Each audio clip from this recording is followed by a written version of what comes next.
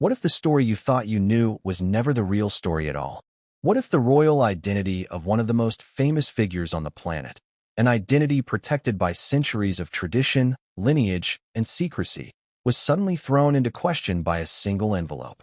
And what if that envelope didn't simply challenge the crown, but threatened to dismantle its very foundation? But before we continue, please subscribe and turn on the notification bell for updates. Imagine waking up to a world where the palace, normally silent and controlled, suddenly erupted in frantic whispers and locked doors. Imagine television networks flashing breaking news banners while reporters scrambled in the freezing dawn air outside Buckingham Palace. Imagine every royal commentator stunned into speechlessness.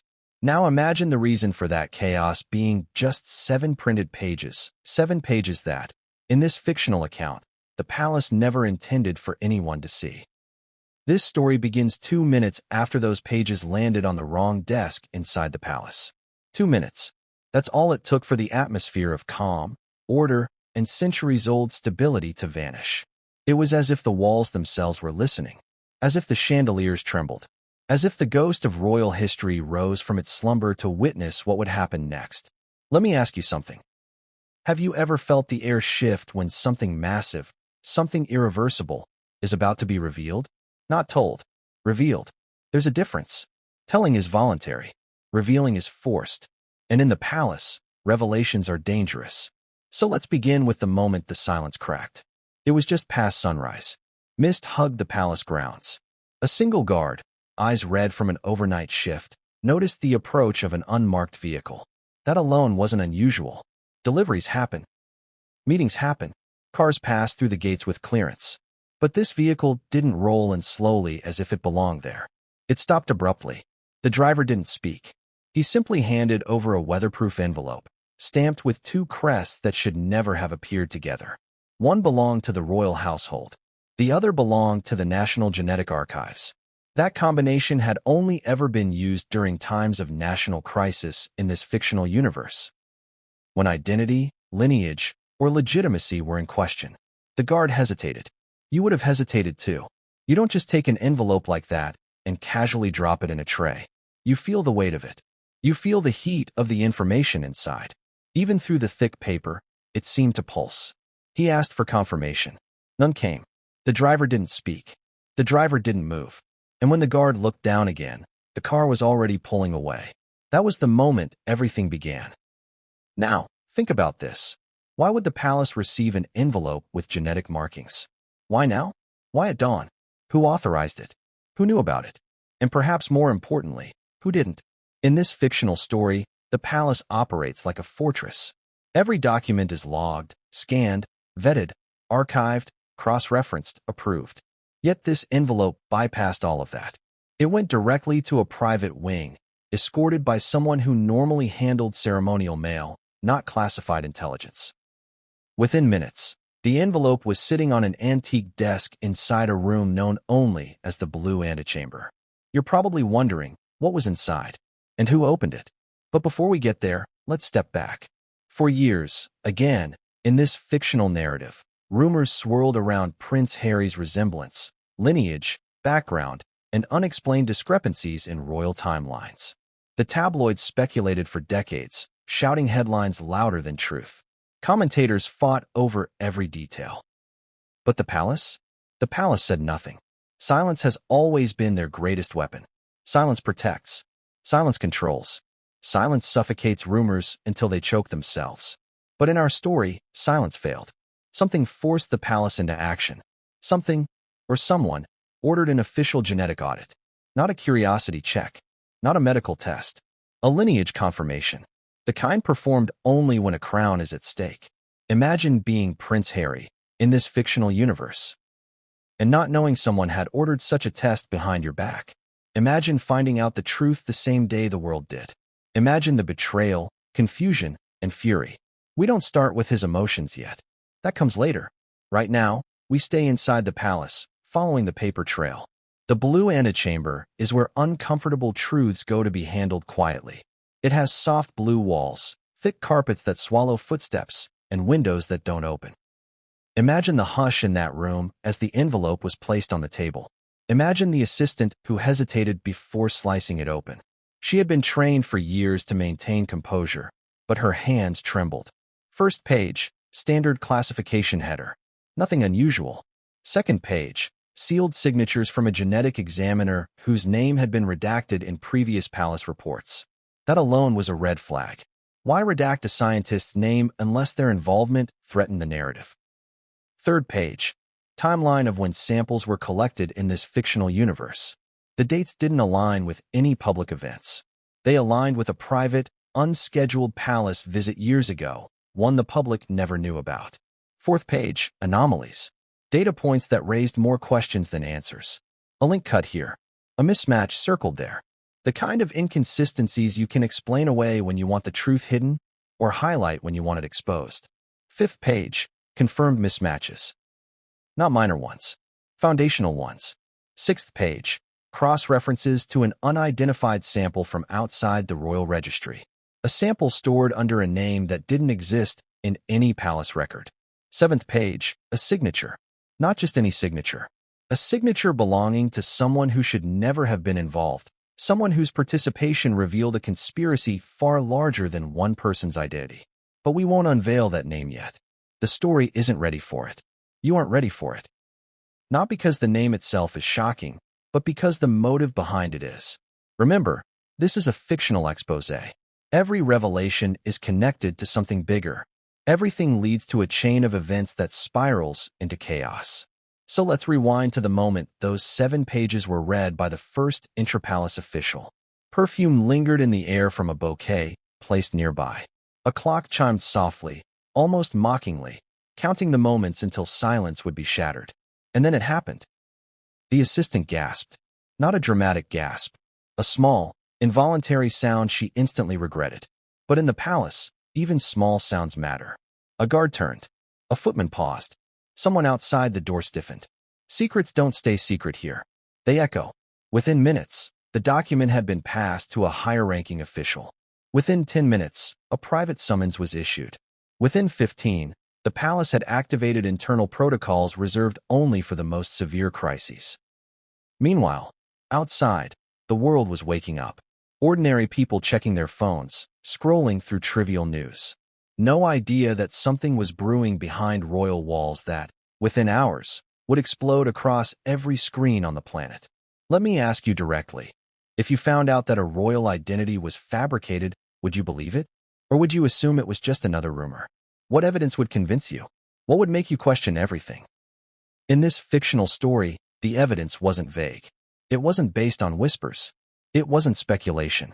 It was official, institutional, undeniable. So undeniable. In fact, that palace crisis advisors debated destroying the file before anyone else saw it. But the envelope had already been logged. A digital trace already existed. A chain of custody had begun. You can destroy paper. You can't destroy the fact that the paper existed. The palace knew this, which is why panic spread so quickly.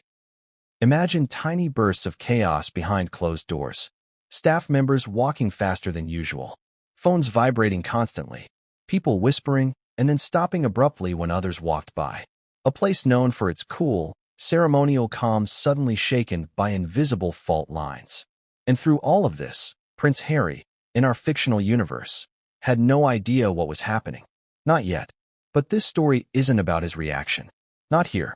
The introduction prepares the ground. It lays the foundation. Because before we follow the emotional storm, we have to understand the institutional earthquake. Let's return to the room. Someone asked the question no one wanted to say aloud. What do we do with this? What do you do when the truth contradicts the story that has been told for decades? What do you do when an identity becomes contested? What do you do when the monarchy's biggest narrative weapon, control, is suddenly powerless? The answer is simple. You stall. You hide. You compartmentalize. You hope the situation resolves itself. But this time, in our story, fate didn't allow the palace to hide.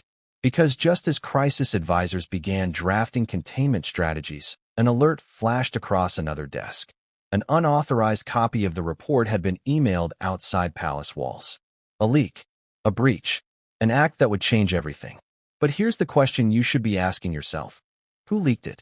A staffer? A royal? A foreign official? Someone with a personal vendetta? Someone trying to protect Harry? Or someone trying to destroy him? And why would they choose today? Why was this moment, this exact moment, the right time to expose the truth? The palace didn't know. The world didn't know. But the answer, the real answer, would come crashing down like a falling chandelier in the chapters ahead. For now, we end the introduction on the threshold of chaos. The envelope is open. The truth is out. The copy is gone. And as the palace braces for the storm, only one thing is certain in this fictional universe. What came next would change everything, and no one saw it coming. It began with a knock. A single, deliberate knock, barely audible over the morning fog that crept across the palace grounds. In a building steeped in centuries of ceremony, where every footstep is rehearsed, every knock is catalogued, and every visitor scrutinized, this knock was unusual. It carried weight. It demanded attention. It was not casual. It was a prelude. The guard at the north gate had been on duty for over a decade. He knew the palace like the back of his hand. Every key, every pathway, every hidden camera, and every protocol. And yet, when he saw the black, unmarked car pulling slowly through the iron gates, something in his gut told him that today would be different. A car without identification shouldn't be here. A driver with no badge shouldn't have clearance. But sometimes, instinct speaks louder than protocol. And this morning, instinct screamed. He approached the vehicle cautiously. The driver's window slid down silently, revealing no face, just shadow. From that shadow came the envelope. Heavy, thick, stamped with seals that were instantly recognizable to anyone who knew the inner workings of the palace. One crest unmistakably royal, another almost conspiratorial, belonging to the National Genetic Archives. These were not symbols one would normally see together. And yet, there they were. "Do I hand it in?" the guard asked, his voice cracking despite years of training. The driver didn't respond. The car didn't move.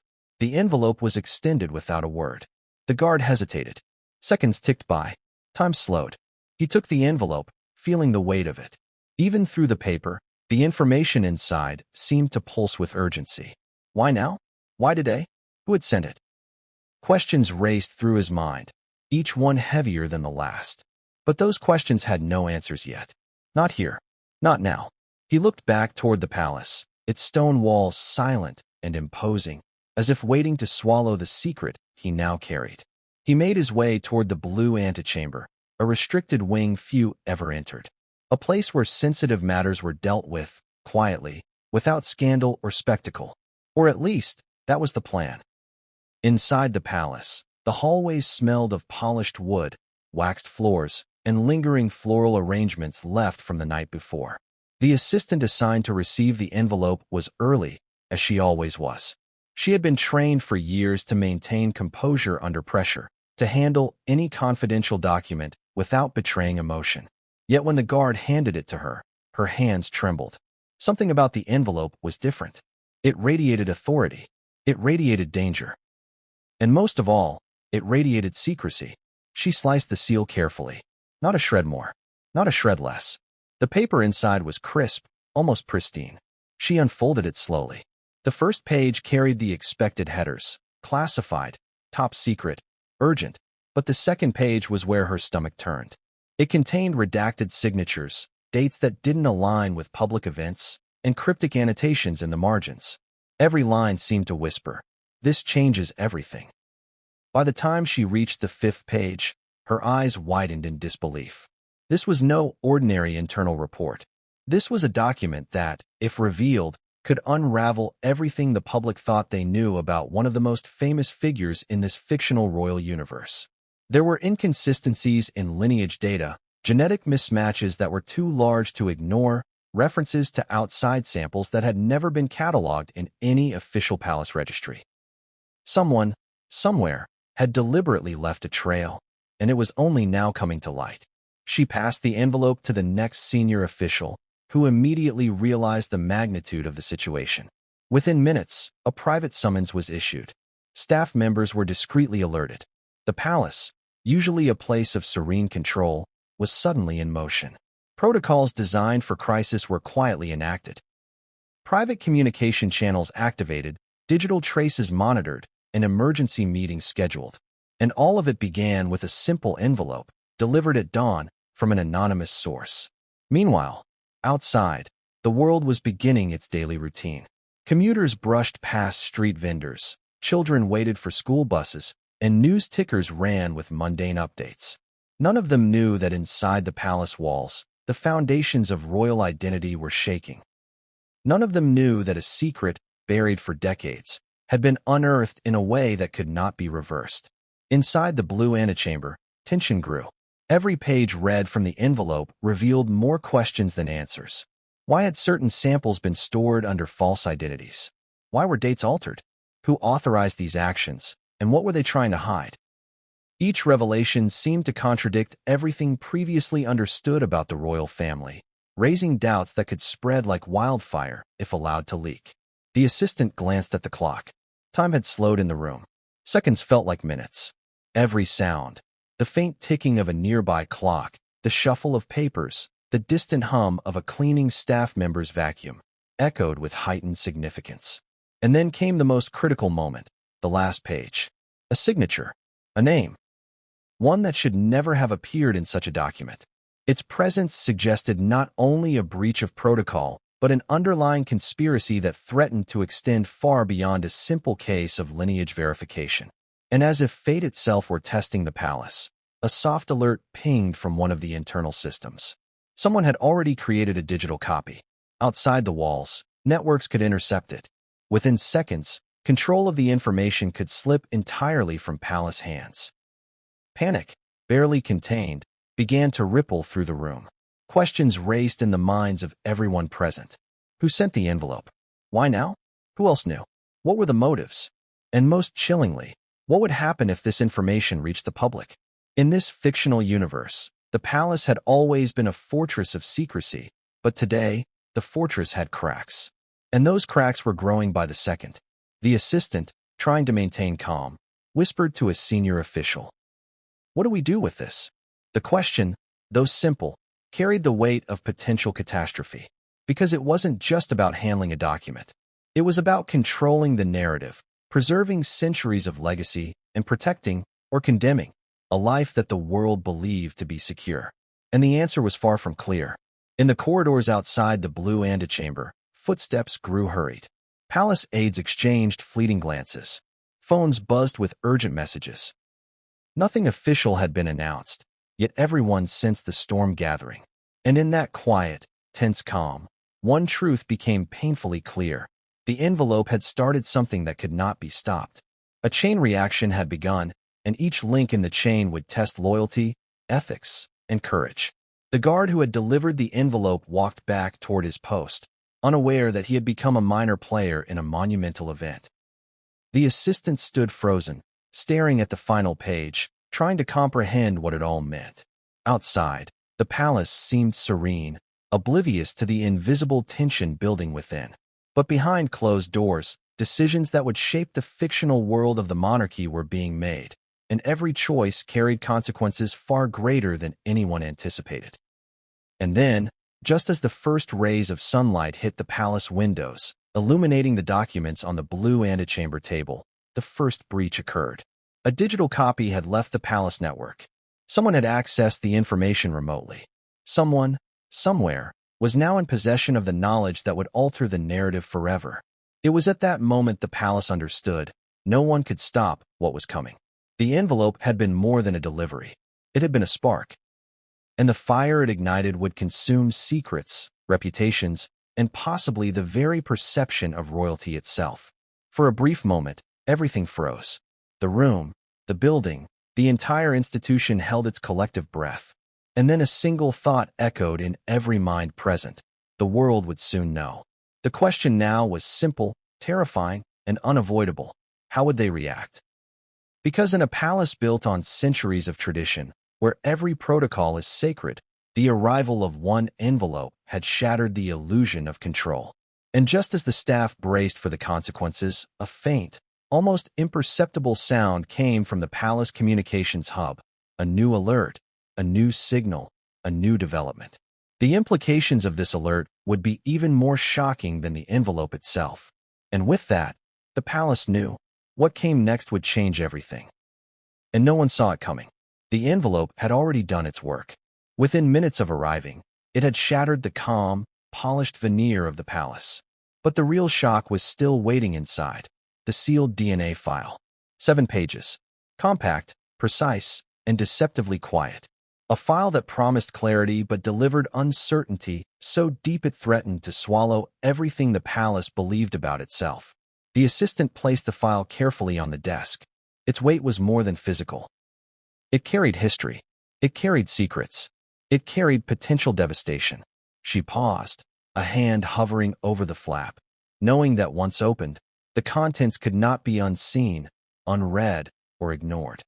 Page 3 contained the real bombshell, cross-references to an outside sample, stored under a falsified name, traced back to a facility far beyond the palace's immediate oversight. It was as if the system itself had been infiltrated, deliberately planted, a secret growing quietly until the right moment, until the envelope arrived at dawn. Questions erupted silently in the minds of those reading. Who authorized this? Why? And most importantly, how long had this secret been kept? The very fabric of trust, the invisible network of fidelity that held the palace together, was being threatened. And nowhere in the file did it say who might be responsible.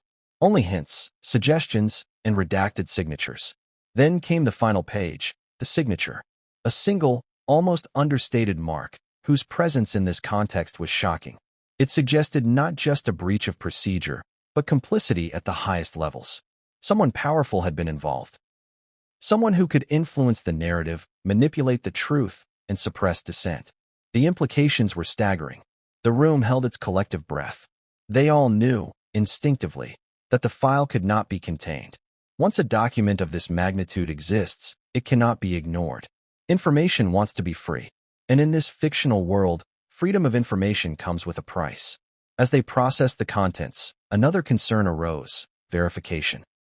How could they be sure this file was accurate? Could the anomalies be the result of tampering? Or was it genuinely exposing a long-concealed truth? The palace called in an internal forensic team. Highly trained, exceptionally discreet. They were tasked with cross-referencing every sample, every date, every redaction, every variable. And as they worked, tension mounted. Because even a tiny error, or a tiny confirmation, could unleash a cascade of consequences.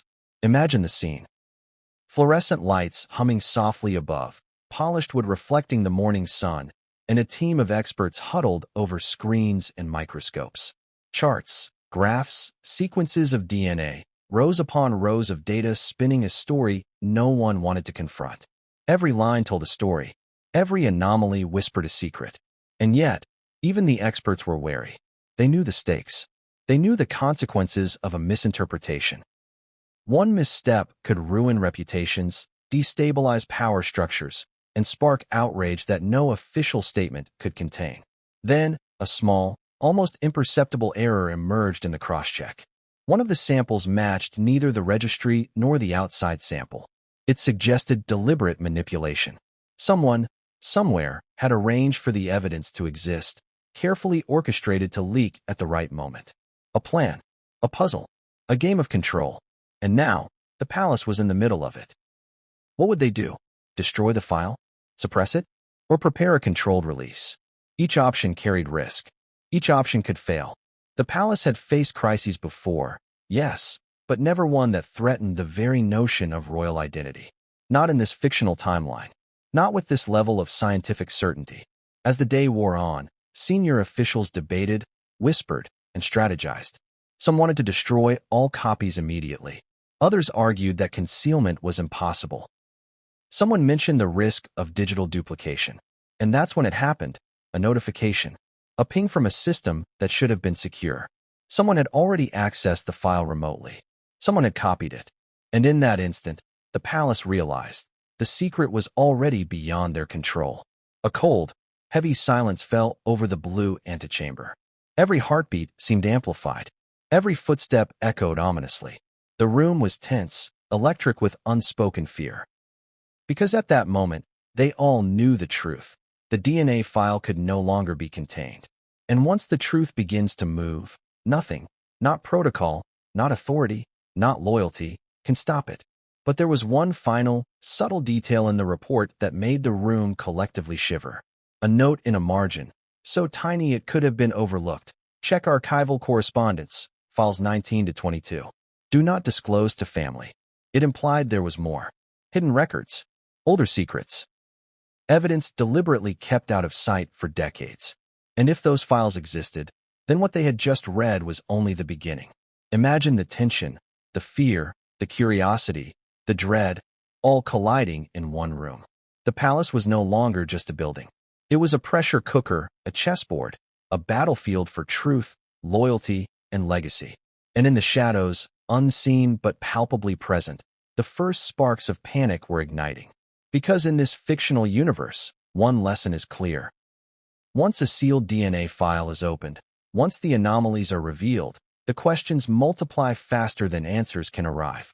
And the answers that do arrive often shock you more than the questions themselves. The assistant looked at the senior official and whispered, almost breathless, This could change everything." The official, pale and silent, simply nodded. Outside, the world continued. But inside the palace, a storm had begun.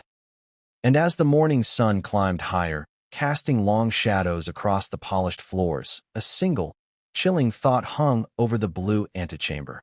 The file was just the beginning. The full story had yet to be revealed. And the palace understood this clearly, with an almost terrifying certainty.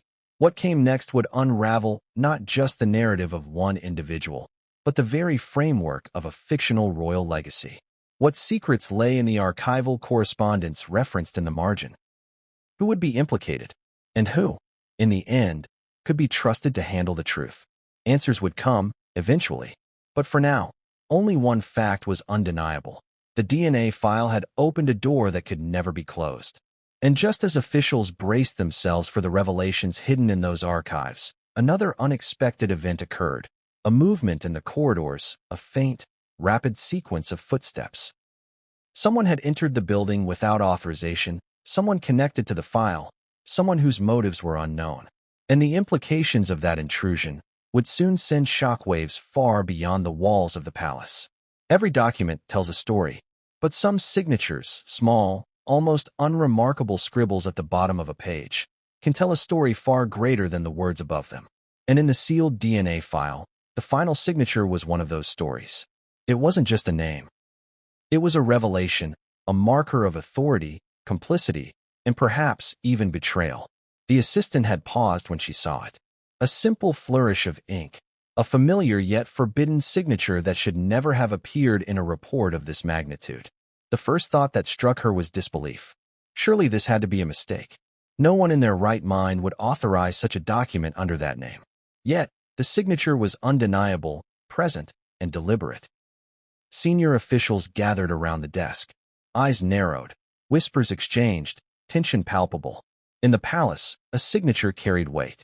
It signified approval, responsibility, and ultimate authority. And the presence of this particular name suggested that someone high in the hierarchy had either sanctioned the investigation or, more chillingly, had orchestrated it. Questions erupted like sparks in a powder room. Why would a top-ranking royal or advisor sign such a document? Was it a conscious decision to reveal a secret? Or had the signature been coerced, forged, or manipulated? Each theory was worse than the last, and the possibilities multiplied with every passing minute. Officials debated quietly, voices low but urgent. Some argued that the signature was a procedural necessity, a formality in the chain of command. Others whispered about hidden agendas, personal vendettas, and old rivalries that had festered behind palace walls for decades. And still others speculated that the signature pointed to a conspiracy far larger than a single royal identity. The room was a tense chessboard of assumptions and fears. Every glance, every gesture carried unspoken meaning. The assistants, clerks, and aides present knew they were witnessing the ignition of a crisis that could not be controlled. And yet, none of them could articulate exactly how far the implications might reach. The signature itself was a puzzle. Its shape, its placement, its timing, all suggested meticulous planning. Whoever had authorized the file had considered the optics, the chain of custody, and the potential fallout. The signature was a mark of intent. Someone wanted this revelation to be undeniable. Someone wanted the palace to know that the truth could no longer be hidden. But the story didn't end with the signature alone. Alongside it was a subtle annotation in the margin: ensure archival cross-reference. Maintain confidentiality. A cryptic instruction, almost parenthetical, that hinted at deeper machinations. It suggested that the signatory was not only aware of the anomalies, but had anticipated the consequences. The implications were staggering. This wasn't a simple administrative decision. It was a deliberate act of disclosure, a signal that someone at the top knew more than they were letting on and was willing to take a calculated risk.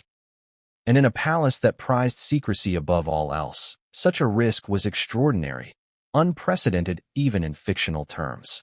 Officials began to trace the signature back to its source. In the digital age, every signature could be verified, every approval tracked. Fingerprints, timestamps, metadata, each offered clues. The assistant who had handled the file was tasked with retracing the steps of the document from creation to delivery. It was a meticulous process, requiring patience, precision, and discretion. As they dug deeper, patterns began to emerge. Emails deleted, phone calls unlogged, intermediaries unaccounted for. Someone had worked behind layers of protocol, creating a chain of custody designed to conceal their involvement while leaving just enough trace to be discovered if necessary. It was a delicate balance, a dance between exposure and concealment. The senior official leaned over the desk, his voice low but firm. "This signature," he said, "is not just approval. It's a message, and we need to understand what it's saying before the public sees it." The assistant shivered. Messages in bureaucratic documents are usually subtle, easily overlooked. But this one was screaming. It was screaming accountability, secrecy, warning, and perhaps a hint of guilt. Someone wanted this revelation to reach the right eyes, and they had succeeded. Meanwhile, outside the blue antechamber, the palace remained unervingly calm. To the casual observer, it was just another morning in a historic building. But behind the walls, the corridors buzzed with activity. Staff moved quickly, quietly. Phones were checked, messages whispered. Every step taken with awareness that the signature at the bottom of the DNA file had set events in motion that could not be undone. The palace historian, a quiet figure known for his meticulous records, was brought in to provide context. He examined the signature, comparing it to historical records, previous authorizations, and public documents. His findings were troubling. The signatory had never before authorized anything of this magnitude in such a sensitive domain. This was exceptional, almost audacious. It implied either a sudden change in authority or an extraordinary willingness to take responsibility for consequences no one else could predict. By midday, the sense of urgency had intensified. Senior officials were summoned to a private meeting. The sealed DNA file was placed on the table, opened, its contents reviewed, its signature scrutinized. The discussion was tense, punctuated by long pauses, nervous glances, and the occasional frustrated exclamation. Decisions needed to be made. Contingencies planned. And yet, every option carried risk. Questions of loyalty arose. Who could be trusted? Who had influence over the signatory? Was this a rogue action, or part of a calculated, palace-wide strategy? And perhaps most unsettling, was the signature an indication that someone higher up, someone previously considered untouchable, was now complicit in events that could alter the very fabric of royal perception?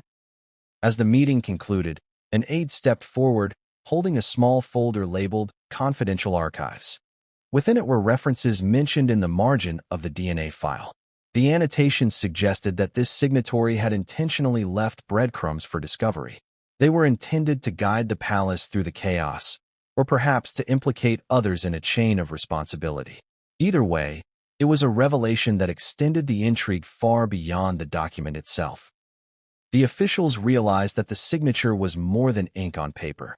It was a key, a trigger, a signal that set in motion a chain of events they could neither fully predict nor control.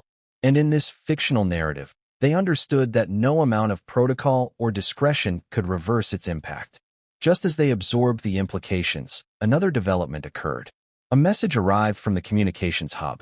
Someone, identity unknown, had attempted unauthorized access to the archived correspondence referenced in the DNA file.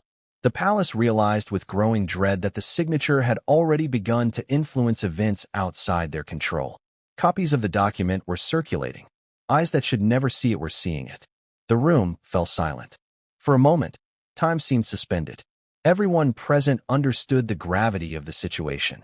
The signature had done more than approve a document. It had set off a cascade, an unstoppable series of consequences that would challenge loyalty, authority, and the very perception of legitimacy. And then, as if fate itself wanted to heighten the tension, the assistant noticed something peculiar. Hidden behind the signature was a barely visible mark, an almost imperceptible symbol that suggested the involvement of yet another figure, a shadow player who had orchestrated the timing and the content of the file. This implied that the signatory might not have been acting entirely alone. Someone else was guiding the hand that approved the report, someone whose motives were hidden, whose power was unseen, and whose reach extended far beyond the palace walls. The implications were staggering. This signature was a thread, and pulling on it revealed a web of influence, conspiracy, and secrecy that could span decades. And as officials digested this, one thought became inescapable. The signature was not just a mark of approval. It was a key to unraveling an entire hidden history, one that could redefine the fictional royal narrative in ways no one was prepared to face. The final realization hit like a blow. The signature had set events in motion that were already impossible to contain. The palace had been forced into a game whose rules they did not know.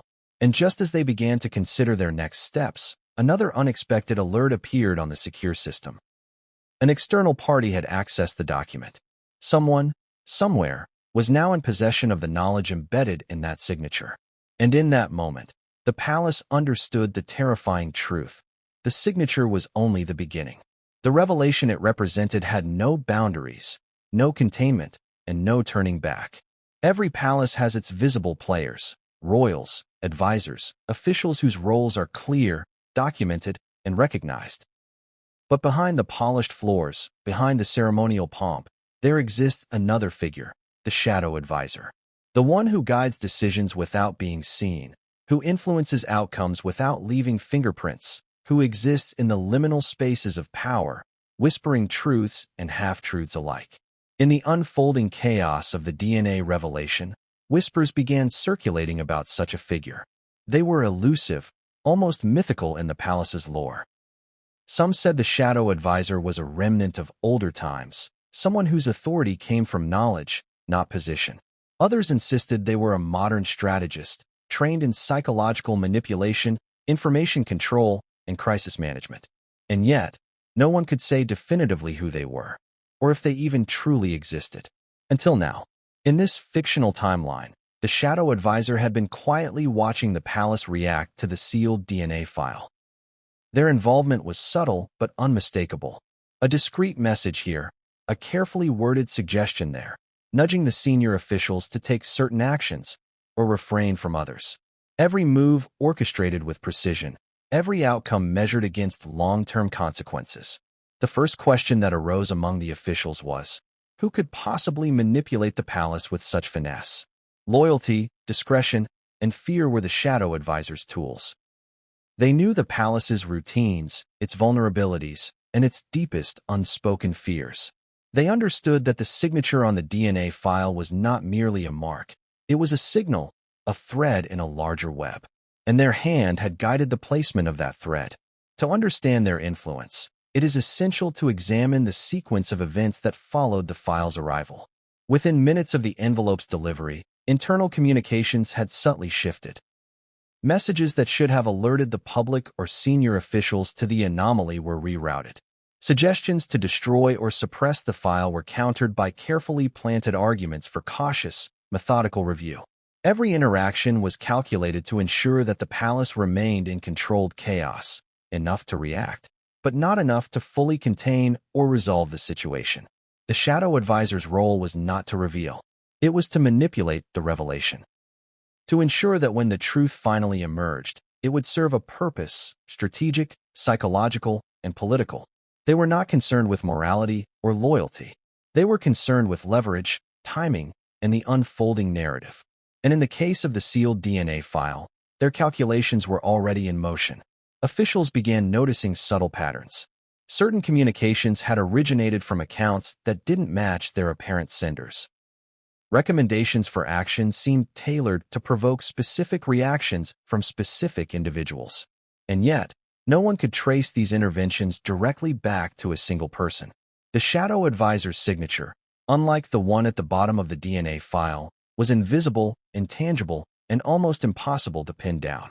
It was in this environment that a clandestine meeting was convened. A senior official, desperate for clarity, requested a private consultation with the Shadow Advisor. Or at least, someone claiming to have insight into their motives. The meeting was held in one of the palace's oldest libraries, a room lined with leather-bound books and heavy curtains that muted sound. Outside, the day progressed, oblivious to the quiet storm brewing inside. The advisor appeared not as a formal figure, but as a subtle presence. Their identity was partially obscured, their voice calm, measured, and persuasive. The signature, they said, referring to the DNA file, was never the end. It was a beginning, a spark designed to awaken what has long been dormant. The officials listening were simultaneously awed and terrified. How could someone possess such insight? How could they foresee reactions, predict behavior, and manipulate events with this precision? Every word was deliberate, each phrase layered with meaning. The Shadow Advisor revealed no names, no specifics, but implied a network of influence that extended far beyond the palace walls, reaching into archives, private correspondences, and even international channels. Then came the revelation that caused a stir in the room. The Shadow Advisor claimed to have orchestrated the timing of the envelope's delivery. Not by chance, they said, not by accident. Every moment was calculated to maximize impact while ensuring plausible deniability. The palace must experience controlled panic. Only then can the next steps be properly executed. A shiver ran through the officials. Controlled panic. The concept alone was terrifying. They had always believed the palace operated through hierarchy, protocol, and obedience. But here was someone asserting the power of manipulation, of influence unseen, of authority derived not from title, but from knowledge. The discussion turned to the broader implications of the DNA file. The Shadow Advisor highlighted how each page, each anomaly, and each margin note had been strategically placed to provoke investigation, spark doubt, and guide officials toward specific decisions. They had anticipated every contingency: leaks, staff reactions, public scrutiny, and media interest. And in doing so, they had ensured that the palace itself would be an unwitting actor in a narrative controlled by unseen hands. Officials questioned motives. Why orchestrate such a crisis? Why manipulate the revelation? The advisor's answer was as chilling as it was cryptic. Truth is power, and power is a story. Those who control the story control the legacy. Without this intervention, the story would have been buried, forgotten, or misrepresented. Now, the truth, your truth, is in motion, and there is no turning back. The room was silent. Officials processed the weight of that statement. If the advisor spoke the truth, then nothing that followed was accidental. Every action, every hesitation, every discussion was part of a design, a narrative that stretched beyond their immediate comprehension. And the DNA file, the signature, the envelope. They were all instruments in a larger orchestration. But even as the Shadow Advisor outlined this intricate plan, an alert on a secure system drew attention. Another breach. Someone had accessed archival references connected to the DNA file. Copies were circulating. Eyes that should not see this information were seeing it. And in that moment, the palace realized something critical. The Shadow Advisor's plan was no longer hypothetical. It was active. It was unfolding. And its consequences were immediate. The assistant leaned toward a senior official, whispering, "If this is all orchestrated, then who is pulling the strings? Who is really in control?" No answer came. Because in the palace, the true power of the Shadow Advisor lay in invisibility. They did not command through force. They commanded through foresight, timing, and subtle influence. And no one, not even the most senior official, could fully grasp the extent of their reach. Then, in a quiet but deliberate tone, the advisor left the room. No grand exit, no dramatic gesture. Simply a subtle step into the shadows, as if their presence had always been imagined, not real. And yet, the impact of their words, their guidance, and their orchestration lingered like a weight pressing on every mind present. Outside the library, the palace continued its routines, unaware of the invisible hand shaping events from within. But inside, the officials knew the truth. The Shadow Advisor was real, powerful, and untraceable. They were no longer dealing solely with a document or a signature. They were dealing with a force, a strategist whose influence would continue to ripple through every decision, every revelation, every outcome. The DNA file had been delivered. The signature had been noted. And the Shadow Advisor had ensured the consequences would unfold in a controlled, yet unstoppable sequence. The palace, in its centuries of tradition and order, had been thrust into an environment where control was an illusion. And as the officials prepared for the next phase, reviewing archives, securing communications, and anticipating public scrutiny, the final, unnerving realization set in. The Shadow Advisor's presence meant that nothing in the unfolding story was random. Nothing. Every event, every leak, every reaction had been guided, and the full extent of the orchestration had yet to be revealed. The palace was no longer in charge. The game had changed, and just as the senior officials braced for the next revelation, a discreet knock at the library door signaled another development. A figure from the archives had arrived with information that could either clarify the Shadow Advisor's plans or complicate them beyond measure. What would this new arrival reveal? Would it confirm the advisor's orchestration, or expose another layer of manipulation even more dangerous than the one already uncovered? The palace is a repository of secrets, not just the official kind, the carefully documented letters, decrees, and ceremonial records, but personal, hidden histories that whisper through the corridors, tucked behind locked doors, forgotten in forgotten boxes. The archives are silent witnesses to centuries of ambition, romance, scandal, and deception. And among these forgotten records lay the story that would intersect with the DNA file in ways no one expected, a hidden affair.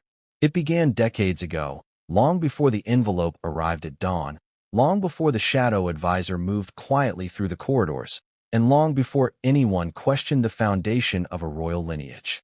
In the deepest recesses of the palace archives, an unassuming room beneath the east wing, with cold stone walls, iron shelving, and the faint smell of aged paper, a forbidden correspondence was stored. Letters, journals, and private notes chronicled a secret romance between two figures whose identities were carefully concealed, but whose actions rippled forward through time, leaving traces that would eventually intersect with the events we now explore. The story of this affair is, at first, almost mundane. Two individuals met in secrecy, exchanged words and gestures forbidden in their social context, and nurtured a relationship concealed from the public eye. But the consequences of their union were anything but ordinary. Children were born, alliances formed, and loyalties forged in shadow, all undocumented, all hidden behind the official narrative of palace life. In time, the secrecy became layered, protected by forged documents, misfiled records, and intentional omissions in official archives. These hidden threads, forgotten by most, were discovered only when palace archivists began reviewing centuries of correspondence in connection with the DNA file. One archivist, a meticulous scholar whose reputation rested on discretion and precision, noticed an anomaly. Certain entries referenced names that were never part of the official royal family. Certain birth dates aligned suspiciously with dates found in the DNA file. Certain letters hinted at relationships that, if confirmed, would alter the understanding of lineage.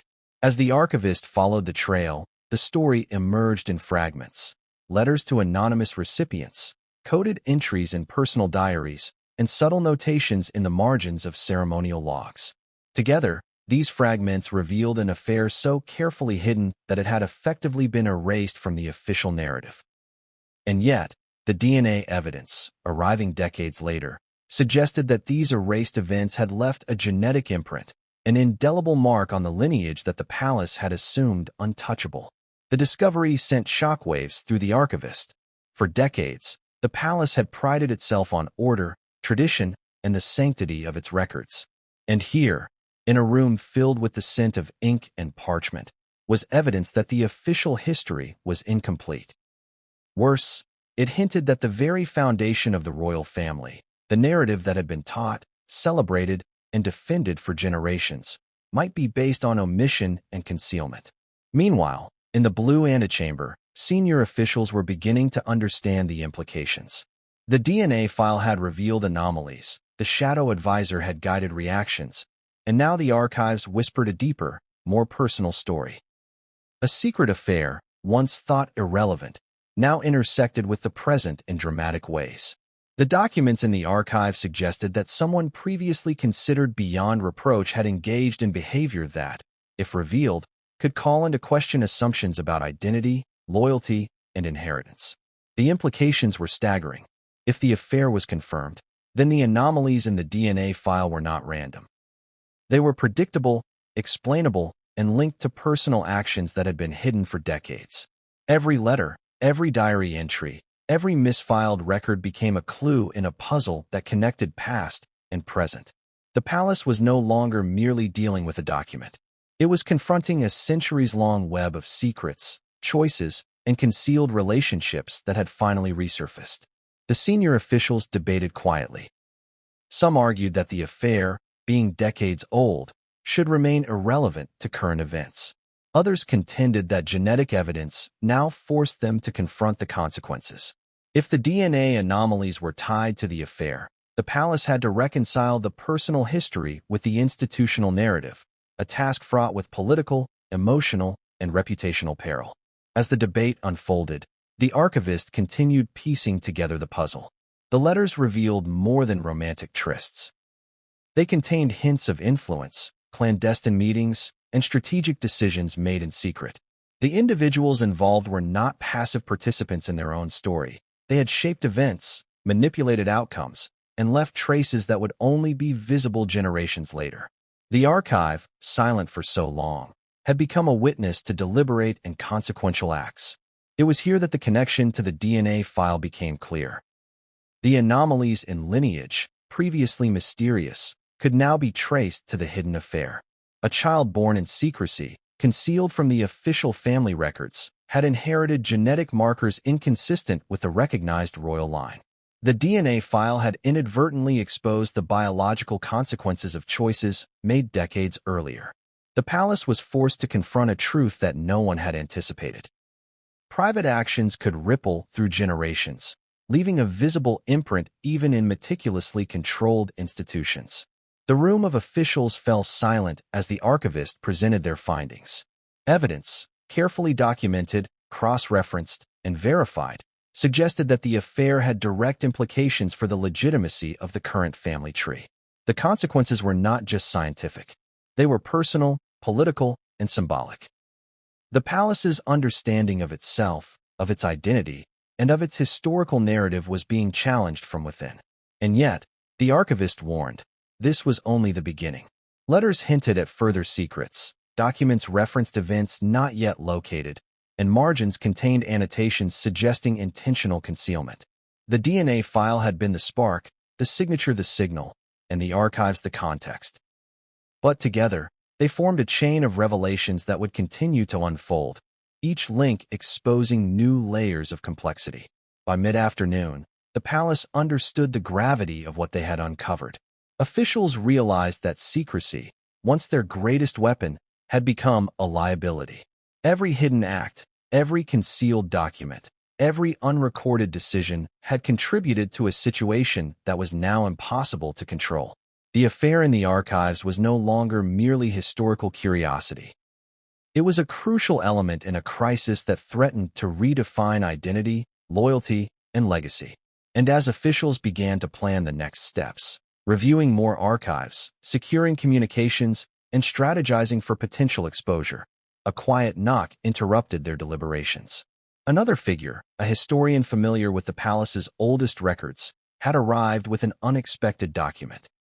A journal, hidden for decades, that suggested the affair had consequences even deeper than anyone had imagined. Its contents had the potential to link past and present in ways that could either clarify or further complicate the palace's understanding of the DNA anomalies. The room fell silent. Every eye turned toward the historian, every breath held in anticipation. The arrival of this journal represented another piece of the puzzle, a key to unlocking motives, connections, and secrets that the palace had assumed lost to history. And as the first pages were carefully opened and scanned, the chilling realization struck. The hidden affair was more than a romantic scandal. It was the genesis of a chain of events that had culminated in the sealed DNA file, the signature, and the orchestrations of the Shadow Advisor. In short, a story that began in secrecy decades ago was now unfolding with consequences no one could have anticipated. The palace was no longer merely reacting to a document. It was confronting the legacy of concealed desires, strategic manipulations, and carefully hidden truths that had finally come to light. And just as officials began to process this revelation, another notification arrived. An unauthorized attempt to access the journal's digital record had been detected. Someone outside the palace walls was now involved. The officials exchanged grim looks. The affair, the DNA file, the Shadow Advisor, all threads in a growing tapestry of intrigue, had attracted attention far beyond the immediate crisis. And the palace understood, with terrifying clarity, that what began as a hidden romance in the archives would now cascade into a confrontation that could redefine the very notion of legacy and legitimacy. The DNA file had shocked the palace with anomalies that, at first glance, seemed impossible. Genetic markers inconsistent with the official lineage. Traces of inheritance that did not align with the recognized royal family tree. And yet, these anomalies were real, undeniable, scientifically verifiable, and impossible to ignore. Understanding them required a deep dive into the science behind lineage, inheritance, and the hidden consequences of secrecy. To the uninitiated, a genetic anomaly might sound like a minor technicality, perhaps a clerical error or a rare mutation. But in the controlled world of royal genealogy, even the smallest discrepancy carries immense weight. Royal lineage is not merely about biology. It is about legitimacy, succession, and perception. Any deviation, however minor, can have profound ramifications. The palace assembled a team of geneticists, both in-house and external, to analyze the anomalies. Their first task was verification. Every sample listed in the DNA file had to be cross-checked against historical records, previous tests, and verified biological material. Laboratories were secured, protocols tightened, and digital systems monitored for leaks. Every precaution was taken because the stakes could not be higher. The integrity of the royal line and public trust depended on the accuracy of this analysis. The first anomaly became apparent in a comparison of maternal markers. Mitochondrial DNA, passed from mother to child, did not match the expected lineage. In a royal context, this is more than a curiosity. It is evidence of a hidden divergence. The geneticist's initial response was disbelief.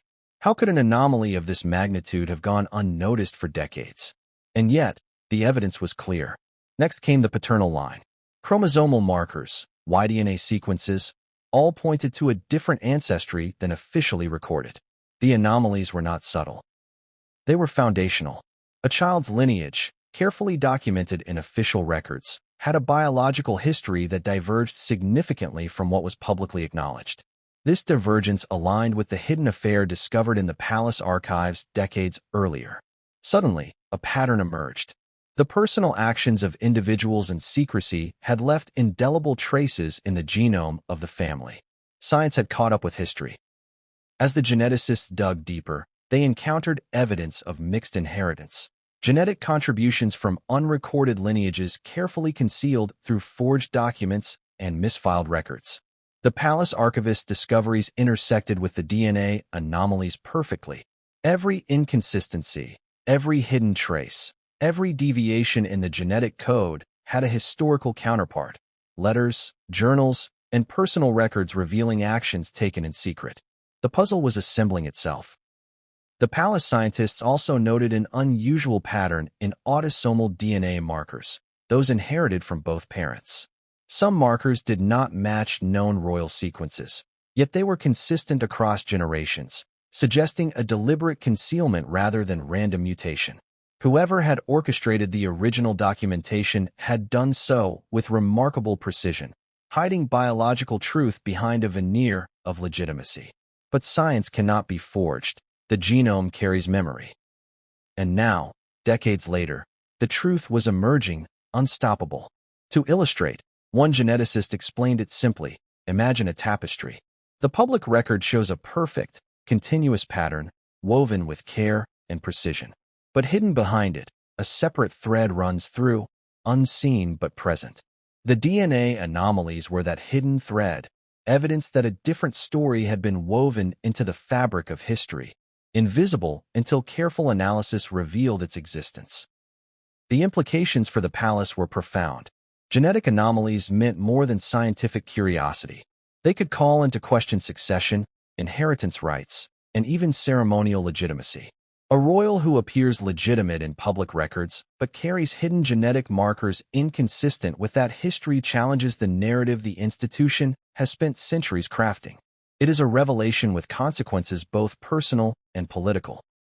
Officials began to grasp the full scope of what they were dealing with. The DNA anomalies were a bridge between history and present-day crises. They linked the hidden affair discovered in the archives to the current royal lineage, connecting choices made in secrecy decades ago with consequences manifesting today. The palace understood, with growing alarm, that identity, legitimacy, and reputation were all at risk. And yet, the anomalies also offered clarity. They provided answers to long-standing questions that had quietly lingered in the background. Discrepancies in historical accounts, unexplained tensions in succession, and rumors of illegitimate heirs now had a plausible explanation. Science had illuminated what secrecy had obscured. The palace was forced to reconcile the romantic, clandestine decisions of the past with the biological realities of the present. As the team continued, another discovery emerged. Certain markers suggested not only hidden parentage but also genetic traits that had been passed deliberately, perhaps manipulated or selectively preserved. The palace realized that someone in the past had actively managed these secrets, aware that the consequences could ripple far into the future.